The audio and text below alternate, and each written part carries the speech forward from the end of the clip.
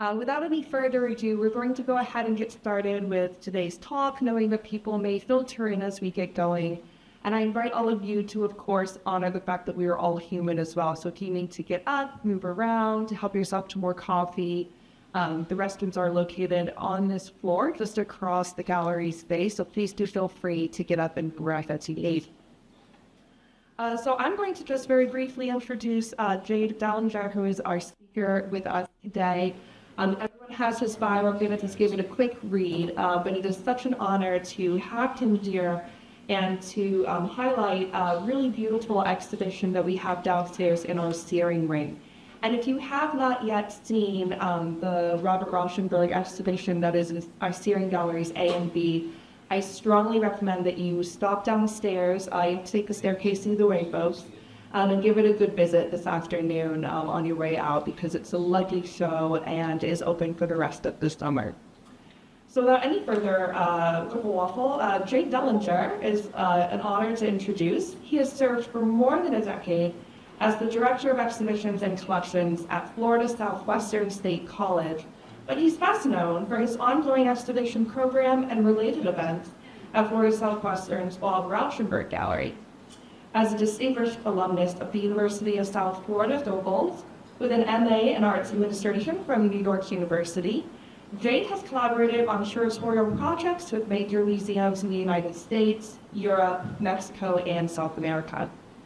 Dellinger has organized major one- and two-person museum shows for artists such as Yoko Ono and Hamilton, Peter Greenaway, Wayne White, Alan McCullum, the Guerrilla Girls, Keith Haring, Laurie Anderson, William S. Burroughs, and Jack Trosek, as well as numerous traveling solo Rauschenberg exhibitions. He has written for international publications, including Sculpture, Flash Arts, Art Papers, and The Time to Feel Notes, and has co-authored the books Are We Not Men? We Are TiVo, and The Beginning Was the End, Duo in Ohio, which traces the history of the seminal 1980s new wave band. Jade has been featured in the New York Times and has appeared with the late Apollo XII astronaut Alan Bean on the popular PBS History Detectives television program. And since his arrival at Florida Southwestern, Jade has presented his research on Bob Rauschenberg and the Moon Museum, Apollo XII's Secret Art Mission, internationally, and it is such a joy to bring him here and talk a little bit about that project as well today. So without any further ado, please help me welcome Jade Dellinger.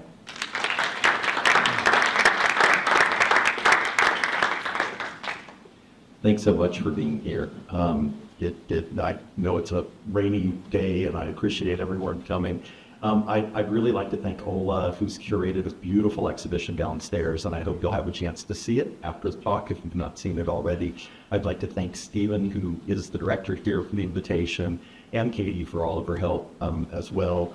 It's really a thrill for me to be here. It feels very full circle in that the last I think major Rauschenberg exhibition that was here was 40 years ago, and it was in 1985, an exhibition that Mark Ormond curated of the Salvage series. And I was a 16, 17-year-old kid growing up in north of Tampa, and I drove my car down and attended that event and actually managed to see Trisha Brown and the Set and Reset and those performances, and it truly changed my life. So the Ringling has been incredibly important to me in that way, and I think it was incredibly important to Bob Rauschenberg. So for those of you who don't know much about Bob, I'm going to try to get through a good bit of it. I hope it doesn't seem too self-indulgent, but I'm going to talk a little bit about my own history as a curator and how it connects to Bob, and then we'll wrap it up with a project that is sort of little known called the Moon Museum. So this is Bob Rauschenberg, and talking about his coming to Florida, because of course he's now known for having this compound on Captiva Island and this sort of deep connection. He was born in 1925, so this year we're celebrating the centenary for Rauschenberg. It's part of the impetus, I think, for the exhibition downstairs, pulling from the permanent collection. But He actually was born in Port Arthur, Texas, on the Gulf Coast and the Gulf of Mexico, and he first came to Florida in and around 1960 for an extended stay. He was coming because in 1958 he began a series of works that were focused on Dante's Inferno. He had a friend, Michael Sonneborn, who was a scholar who encouraged him to do these illustrations. Bob was dyslexic and had a difficult time with reading. This was quite a task for him to kind of take on, and he spent 6 to 8 months. The stories sort of vary on this fisherman's wharf in Treasure Island. So later in life, he would always sort of kid that he had to go through hell illustrating the Inferno to get to Florida, to move to Florida and to find paradise. So, but because at the moment too, you have this exhibition that's wonderful called Conjuring that is here in the galleries that I would encourage you to see as well. The real story that people don't really have not heard is that Bob also, by the mid-60s, by 66, he was seeking therapy, and he didn't really believe in getting a psychoanalyst. Many of his friends were doing those sorts of things. He went to visit this astrologer named Zoltan Mason in New York. And Mason did his star charts, and that's him on the left, but in the center there you can see a very famous piece by Rauschenberg called Booster that was done in 1967. In the background of Booster is actually the star chart for Rauschenberg, which led him to begin to explore a coastal place to live.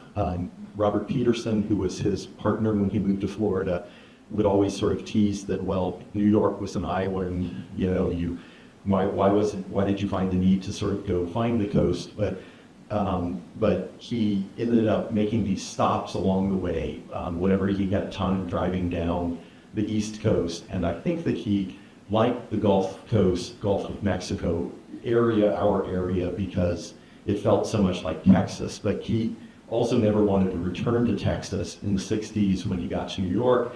He was friends with and Janis Joplin, and Janis and he would always tease that they were the only two to ever kind of escape Port Arthur. They both had gone to Port Arthur High School, and so when he found Florida, he really did find his paradise.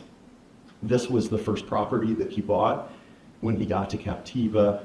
At the time, you couldn't get to Captiva on a bridge. It was just via a ferry, really. So it was quite remote. And he was at a point where he was being celebrated with lots of exhibitions, and he really was trying to isolate himself in a way. He first bought this, which is called the Beach House, which still exists. It got hit in the hurricanes, but it's there if you make your way to Captiva and walk the beach. And it's on this little road that he would later name based on the names of his dogs. One of his dogs was a dog he called Laika, because Laika was the first dog that went to space. And so he had these deep connections to space program and those kinds of things too. But that's Bob at the first Beach House. He then, with Bob Peterson and Cy Twombly, designed a small studio that was just behind this building. This is actually my connection to much of my sort of trajectory as a curator. My great-grandfather, I don't know if there are any baseball fans here, but yes. So my great-grandfather was a Baseball Hall of Famer named Eddie Rausch, and he lived in Bradenton, he wintered here, and as I grew up, he lived until I was 19 or 20, and in high school, he was in great shape at his 90s, but he had cataracts, so he couldn't respond to his fan mail and or read letters coming to him. So our routine on the weekends was that I would help him answer his fan mail. And he would get these incredible, letters that would be things that were very thoughtful and clearly people who cared deeply and or knew, had done research.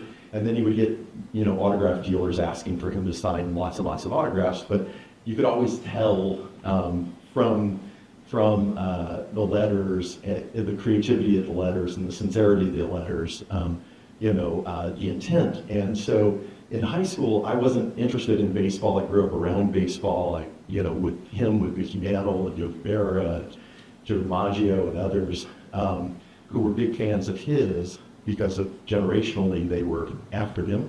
But I did get interested in art, and I started learning about artists, and one of the first artists I learned about was Robert Rauschenberg. My mother clipped an article about Bob that sort of followed him, and I thought, I hadn't realized he was so close by in Captiva. These are primarily the later structures on the compound. You'll see here is the fish house, but he was living, quite nearby. I decided I was going to write Bob a fan letter, and so the fan letter that I wrote, instead of sending it here of the Gallery or even getting his address, cutting out a bit. I don't know if people can hear me though, but yeah. So instead of having it go through his gatekeepers, I decided that I would be creative in my letter, and in this article they described the day with him and that he would get up late and he wouldn't go to work until late into the evening and work late into the night, but that he would often walk the beach 100 yards or so, a couple hundred yards down to a bar where he would have a drink and watch the sunset. So in the article they named that bar, and I decided I would write to Mr. Robert Rauschenberg, care of the Mucky Duck Pub, and send him a very sincere letter, which I did. I was 15 at the time, and that letter I assumed Victor, who used to be the owner of the Mucky Duck, would get, and then as Bob came, he would tease him that he's there far too often, here's your mail, Bob. And in fact, that clearly must have happened. In the letter, I ended it with this P.S., knowing also that he was a big drinker. Enclosed is $10, let me buy you a drink. So much to my amazement, within a couple of weeks, Bob had just returned from China on Rauschenberg Overseas Culture Interchange. And he was the first Western contemporary artist to show his work in China.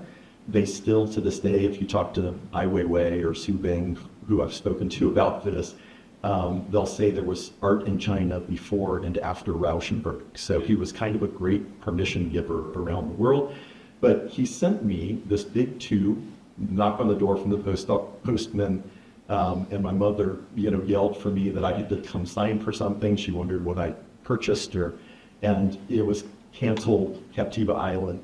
And in it was this lithographic poster inscribed for Jade, and this little handwritten note that said, I'll have that drink and wish you luck just before I go to work tonight.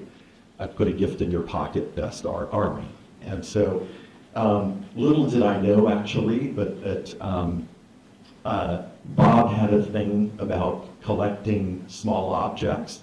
So this idea, he would carry things in his pockets, this idea of having small trinkets and talisman were very important here.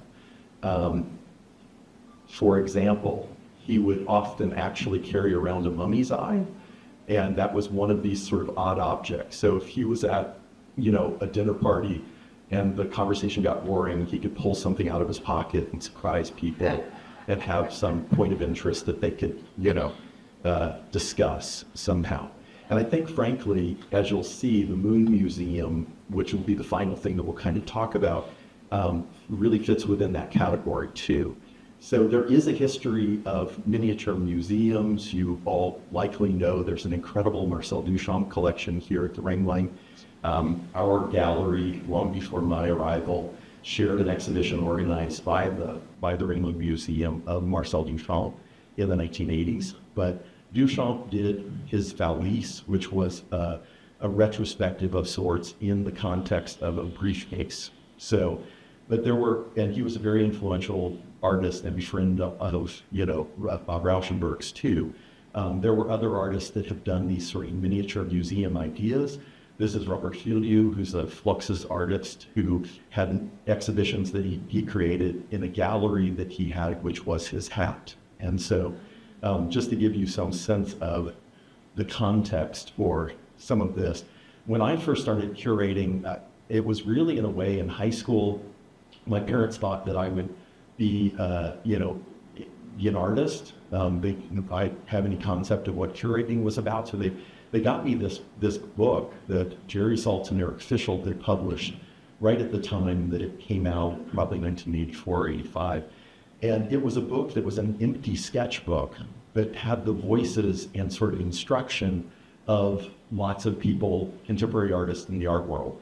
And instead of me jumping in and beginning to make drawings or to follow instructions, instead, as a high school kid, and then at the beginning of college, I started to send the book around to artists whose addresses I could get. And so, in a way, creating a kind of museum within the context of the book, William Wegman there, Dwayne Hanson, Keith Haring, struck up a lively, correspondence with, and we would speak on the phone when I was in high school. And so Keith Haring made drawings in the book. And ultimately, I ended the project because the book took many months to come back to me once. I was fearful that it had been lost. Edward Shade had made a drawing in it. There were just Saul LeWitt, incredible people. And I had sent it to John Cage, and I had not heard back from John Cage. And the book had not been returned. So I sent him a note to sort of follow up, and he wrote me this beautiful note back and said, could I just provide a sort of Duchampian contribution to the book? And I went through the book when it arrived and saw nothing. And then finally, when I looked to the back cover and the very last bit of the back board, he had inscribed it, "I have looked through this book, John Cage." And that's sort of how I ended that project. But I never had the courage to really send it to Rauschenberg. When I got to New York, I started connecting with sort of my generation of artists and who became friends.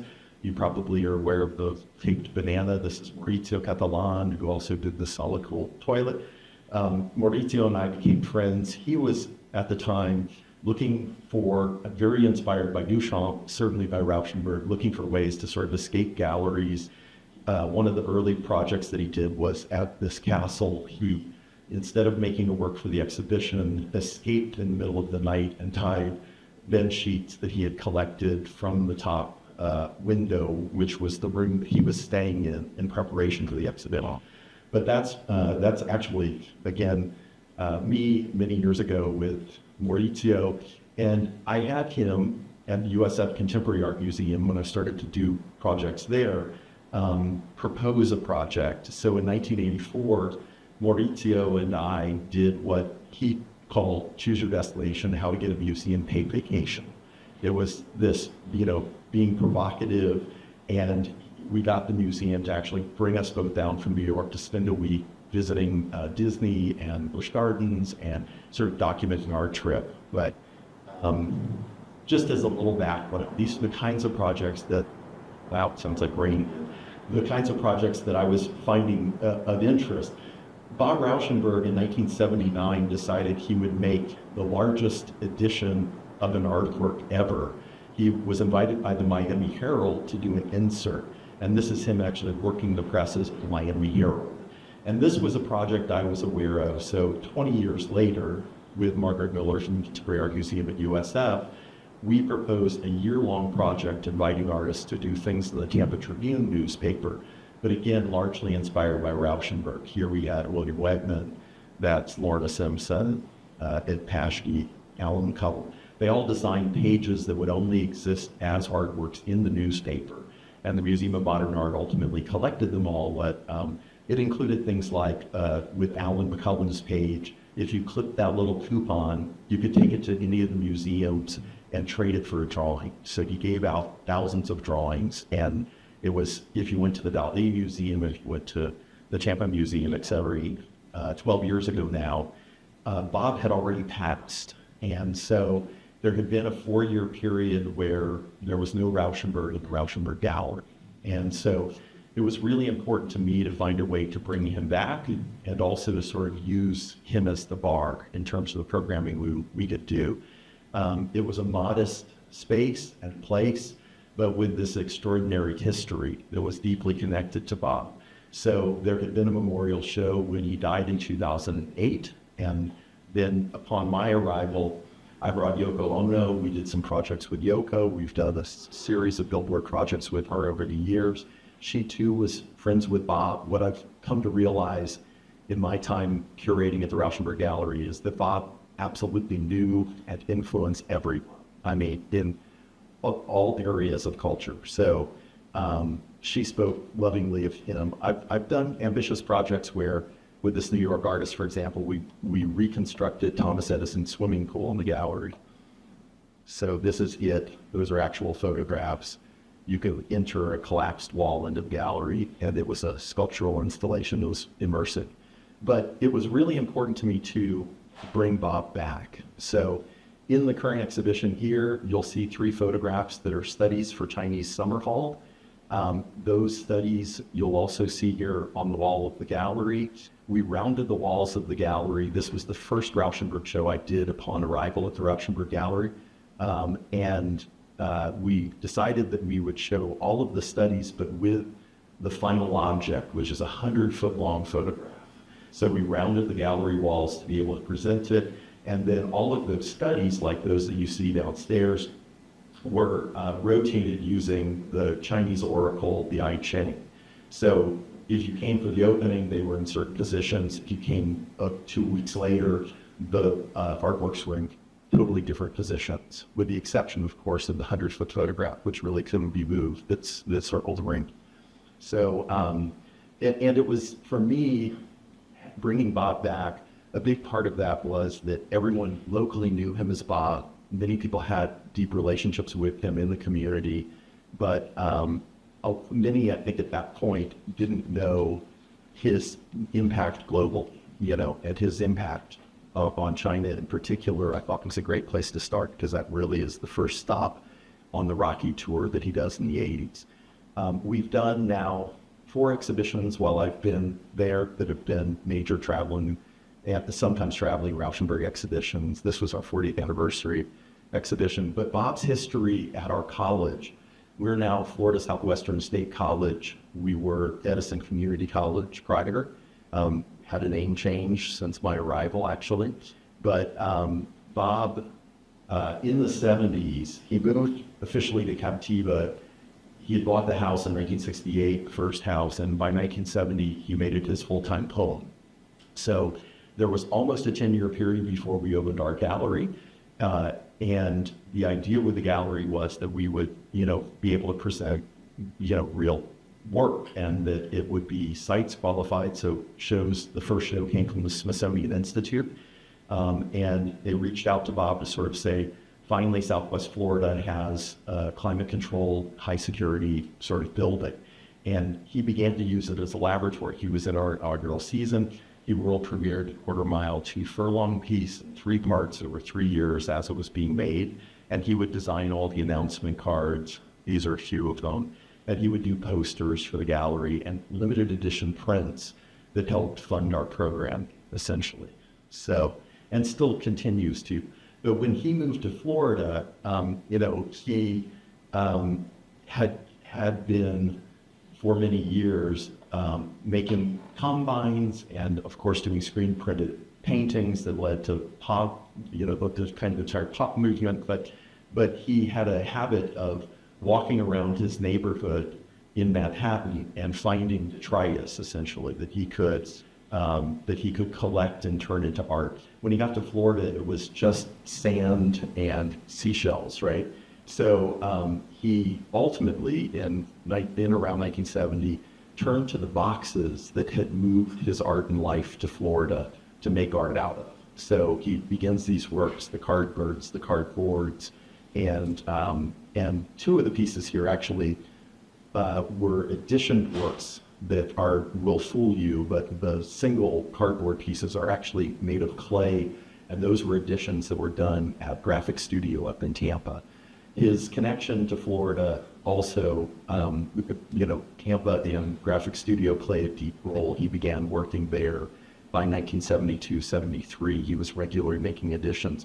And Graphic Studio in Tampa still exists, is doing editions with many artists, but they also became sort of the headquarters for Rauschenberg's world tour. So they organized, the founder of Graphic Studio, Donald Zhao, also organized the world tour, Rauschenberg Overseas Culture Interchange. So he did many, many projects with Graphic Studio. And this was one of the other early homes that he bought. This is actually called the Fish House. And it's kind of a magical place. It reminds me a bit, last night I had the great pleasure of staying in the Ringling Cottage, which I'm so thankful for. But the first time I came to Bob's property, again, long after his death, but I had the opportunity, it was a rainy, like last night, kind of rainy, a big storm sort of rolling in, and they didn't want me to drive back to Tampa. So they allowed me to spend the night in the Fish House, which was extraordinary. It's kind of a place that's off limits to most in terms of spending the nights. His son, Christopher, stays there, but otherwise, and this big storm rolled in.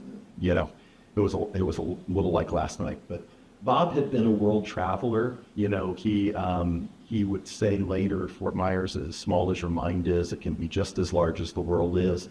But again, this is an artist who really had traveled to go. He was, like in China, in Cuba, in Chile under Pinochet, in the Soviet Union, the first Western contemporary artist to go there. He had announced his Rocky tour on the General Assembly floor of the United Nations, and he believed in sort of person-to-person contact and using art as a sort of means to talk about peace without politics. And so he had an incredible impact around the world. But then when he got back to, Florida, it was it allowed him to have a broader vision. He started really traveling quite early, but this was one of his very first shows in the early 1950s. He had 2 shows in Italy. He and Cy Twombly had gone to Italy and North Africa together. This gives you a little insight into his work, but he was making these objects that were contemplative constructs and personal fetishes. The shows were not well received. When they got to Florence, there was a critic who so began the show that he suggested to Bob, or in his article, that work should simply be destroyed, that it should be thrown in the river. So in fact, before Bob left, he threw all his work into the Arno.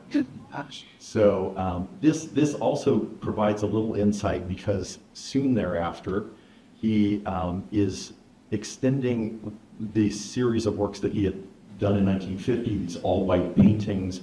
He had the idea of making all-white drawings. He began to use erasure instead of adding, and he was erasing his own drawings. That had very little impact. No one really cared if he destroyed his work. He had thrown all this work into the Arno prior. No one cared about that. He was destroying his own drawings, and he approached then the most important artist of the time, abstract expressionist Willem de Kooning, and got him to give him a drawing that he could then erase as a work of art. So this is really his entry, in a way, into the art world in New York, and also a way of responding to the abstract expressionists. He was highly conceptual in the work that he was doing at this period. In 1961, he sends a telegram as a portrait of Iris Clerc, who was opening a gallery, and says, this is a portrait of Iris Clerc, if I say so. He also, for the New Yorker, when asked to do a self-portrait, sent his thumbprint as a drawing in 1964. He embarked on a series of paintings in the mid-60s, early to mid-60s, that were using screen printing. Recently, one of those paintings sold for almost $90 million, Buffalo II, and it was in this year, in 1964, that he won the Venice Biennale. He was the first American, the youngest artist to win the Golden Lion in the Venice Biennale.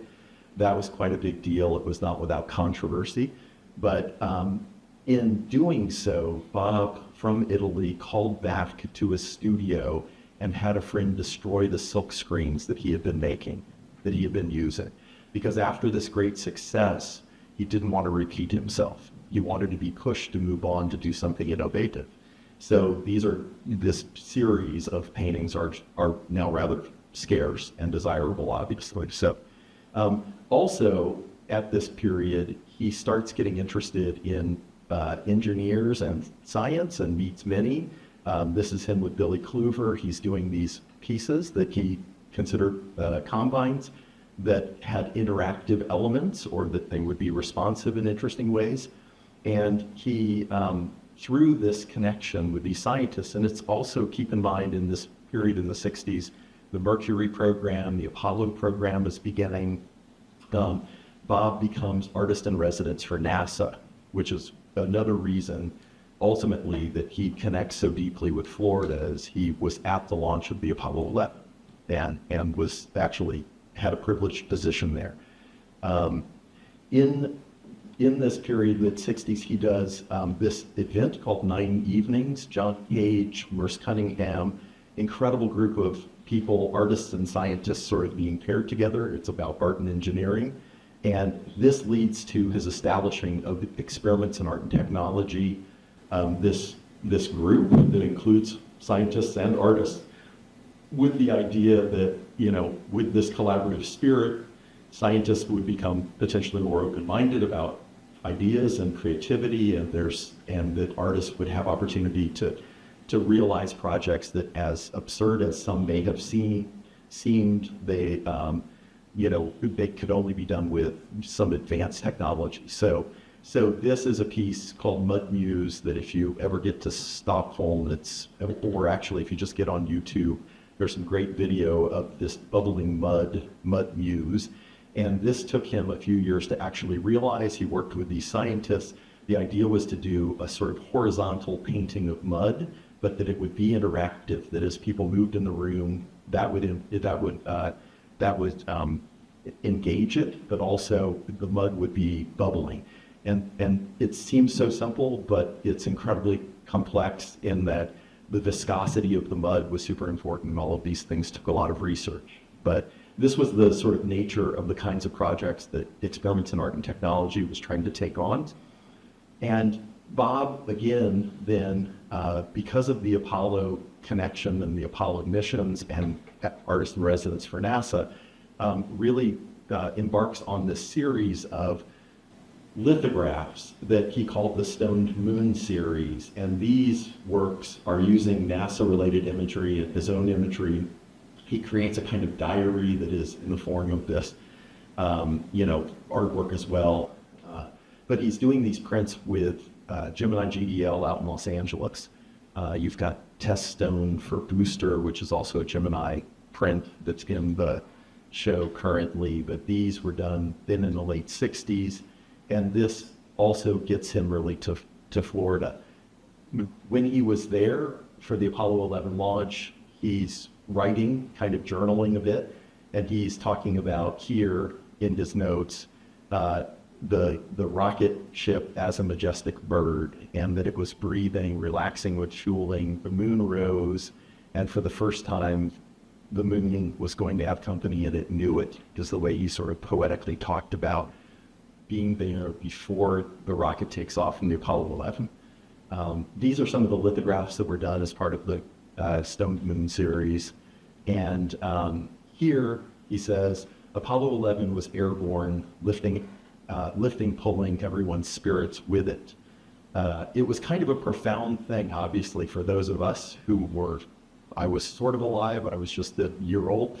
But that experience of our successfully landing on the moon, was celebrated around the world. And in New York, there was a bar called Max's Kansas City. And so the story goes, the EAT folks, because their offices were close by, would hang out at Max's. And so they were there, lots of them, they're celebrating. Andy Warhol sort of famously had a ribbon back, and he would entertain folks there.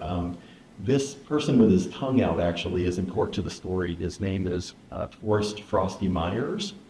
And he was an artist who, when everyone was celebrating the Apollo 11, turned really to the scientists and other artists and said, this is great. We've put a man on the moon. We've stepped on the moon. We've planted our flag sort of nationalistically, winning the space race, but what have we left behind?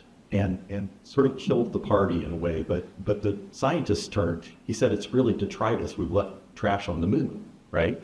So he turns to the group that had gathered and says, why don't we try to send art to the moon? That really, as artists, should be our goal, is to put culture on the moon somehow. So the scientists immediately turn and say, well, Frosty, you make these large-scale sculptures, every ounce counts. There's no way that we could send your work in the kind of current format and or any of these artists in a way. But Fritz Waldauer and Billy Kluver worked at Bell Laboratories, and they had the transistor team. They did reducing things into, very microscopic scale and creating transistors and computer components, essentially. So they said, with a drawing, we could reduce this to a very small scale, and we could make it lightweight, and we could theoretically, or in reality, propose it to NASA, and perhaps with the next Apollo mission, something could go to the moon. And so they knew that the astronauts had what was called a personal preference pack.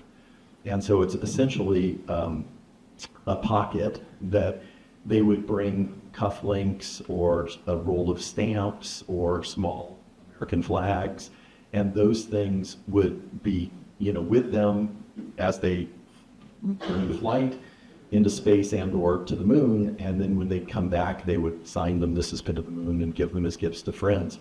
But everything that went into the personal preference pack had to be thoroughly tested. It had to be photographed. It had to be weighed. It couldn't have magnetic properties, etc.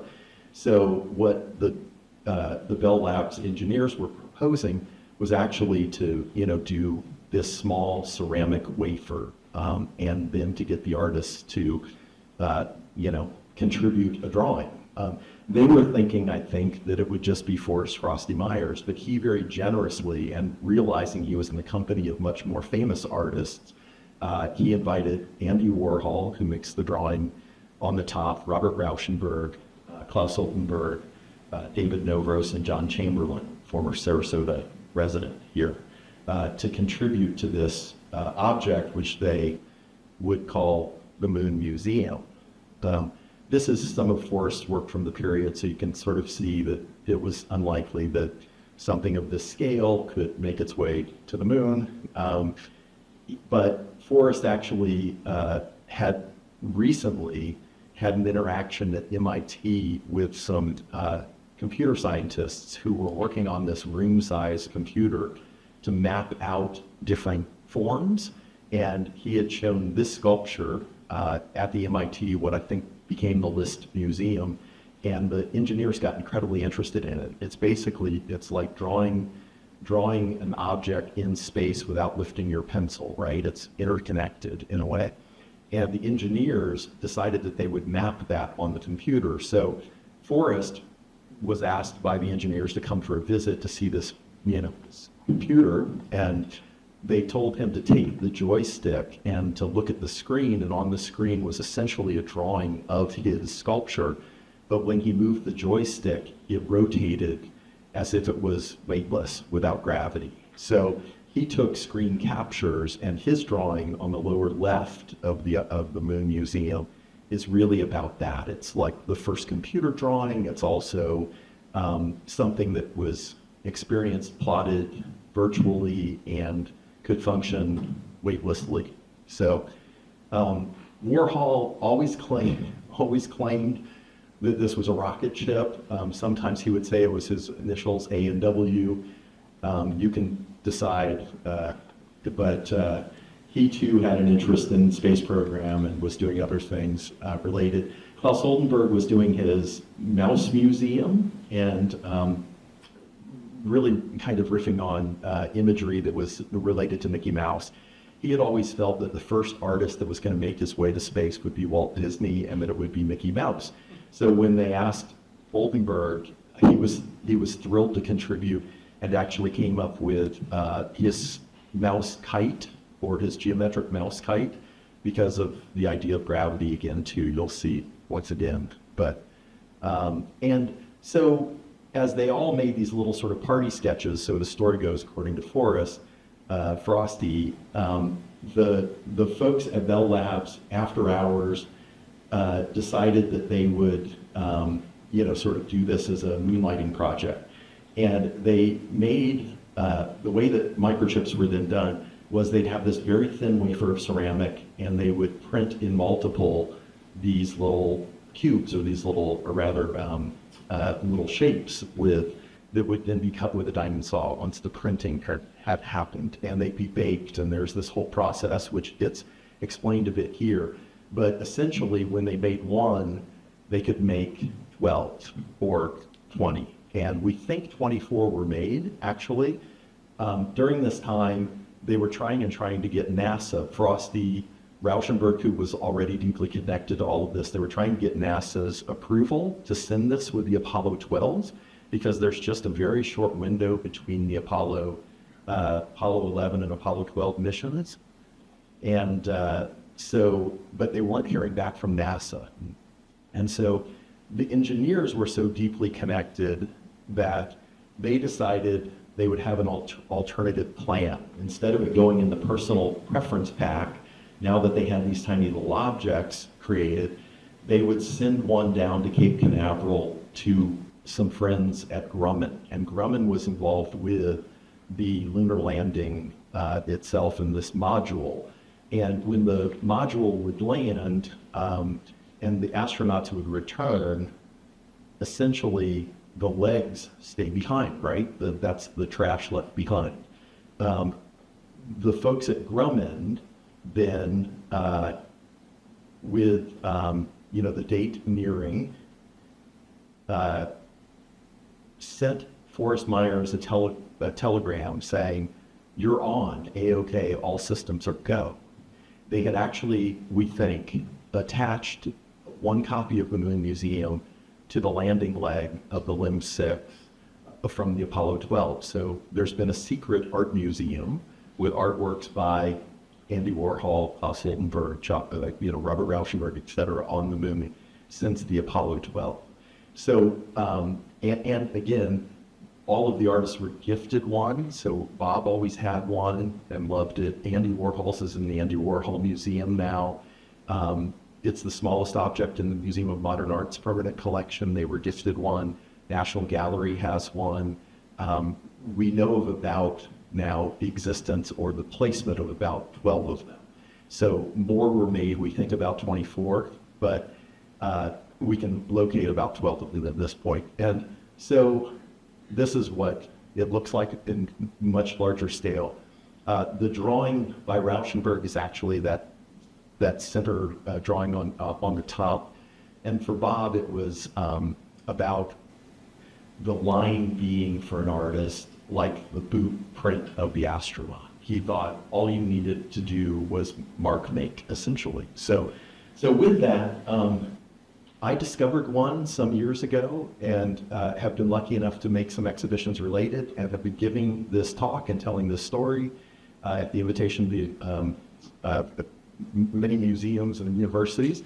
And am thrilled to be able to say, too, that I actually have a moon museum here, and I'm happy to share it with you. I'm going to let it be passed around a little bit. And if you have any questions, I'm happy to answer questions, too. But thank you for the opportunity to talk about Rauschenberg, to tell this history. And I hope you'll also come down to visit the Bob Rauschenberg Gallery at some point, too, and see the show here.